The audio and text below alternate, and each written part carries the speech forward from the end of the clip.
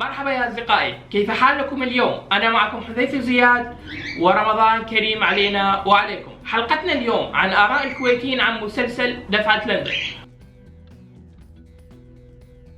مسلسل كويتي من إنتاج MBC، وهذا المسلسل ومن خلال الحلقة الأولى قدمت امرأة عراقية تعمل كخادمة في لندن. لكن السؤال هو كيف خادمة وفي لندن؟ لا أعرف. كذلك قدم رجل عراقي على أنه عديم غيرة يشتم البنات بالشارع، وهذه اللقطة توضيحية لكم. سلام، أنا أختك من الكويت يا حرامي، باقنا ما خلى علينا شيء. الله يخليك، بس أبي كوين، أبي أتصل. شنو؟ روح صدام يدفع لكم، هذا تصدقوا له فلوس. كس عليك، لعنت عليك يا حمار الأخلاق هذا وهو عرب. أما ماذا كانت رد الشعب الكويتي على المسلسل؟ سأريكم عن رأي الشعب الكويتي، هذه بعض اللقطات لكم. ومساكم الله بالخير وحياكم الله. اخواني ما راح اطول عليكم، ولكن بدش بالموضوع دايركت. ابى اتكلم عن مسلسل دفعة لندن. في بداية الامر يجب ان تعلم يا استاذي الكريم ان الشعب العراقي الابي الغي اي اساءة تكون لا على العراق ولا على اي من الشعوب العربية الاخرى. لذلك استاذي الكريم هذا المسلسل لا يمثل الشعب الكويتي لا من قريب ولا من بعيد. شلون يا حمدان ما يمثل الشعب؟ لان الشعب ليس له يد في هذا الامر.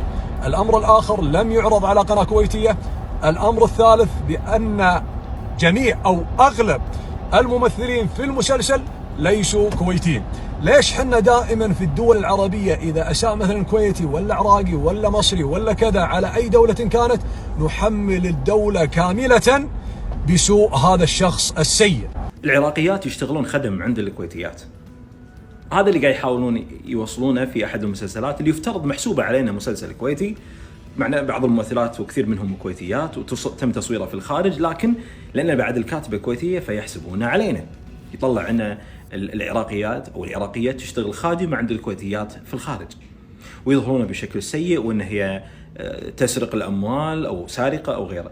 هذا المقطع اللي انا شفته، وللاسف مثل هذه المسلسلات تطلعنا بصوره سيئه وتهين بعض الجنسيات على اساس ان هذا واقع وهذه قصه حدثت، وهذا من سوء الادب وقله الاحترام والتقدير. علاقتنا مع العراقيين دائما كان نقول الخاله وابن اخته، من كثر ما كانت الانساب بيننا، هذا خال هذا وهذا خال هذا. بدل ما نجمع الناس وننشر صوره طيبه ونوحد الناس ونوحد القلوب، صرنا نفرق وصرنا نحط مثل هذه المواقف السيئه. عيب، يكفي عيب. منو هذه الدولة اللي صرحت بأن المسلسل هذا يطلع؟ منو هذه الدولة؟ منين طلع هذا المسلسل؟ أي خربطة اللي قاعد تصير في هالمسلسل. والله لما دخلت وشفت المسلسل تابعت حلقة، ترى بتشنا سوق الجمعة كل شيء فيه خرابيط ماما. المشكلة إن هذه الدولة أنا رايحت لها بريطانيا وقاعدة فيها 5 شهور، ما شفت الهلوسة اللي.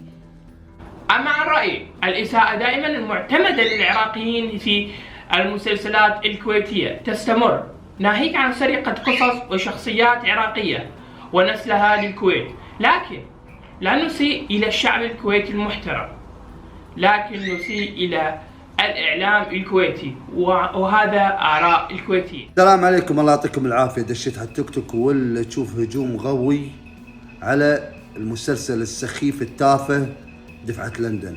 يا أخي عيب، والله عيب. شنو الكلام الخايس هذا؟ زين حكم علينا يا شعب العراقي، على راسنا كلكم. طبعا تو فتحوا الحدود، قلنا الناس تروح تشوف أبهاتهم أمهاتهم. نص الشعب الكويتي خوالم عراقيين، ما حد ينكر هالشيء هذا. لمتى الحروب هذه؟ خلاص فكونا من هالشيء هذا، والله عيب. والله عيب. شفتي؟ اي والله حتى قاعد اقول لكم مات عليكم. لا ابو مسلسلكم الخايس. ناشد وزير الاعلام تسكون المسلسل الخايس هذا. حكم علينا يا شعب العراقي، على راسنا من فوق. يا أصدقائي، لكن الشعب العراقي لا يرضون بالرد ويعتبرون ذلك صادر من فئة كوميدية صغيرة.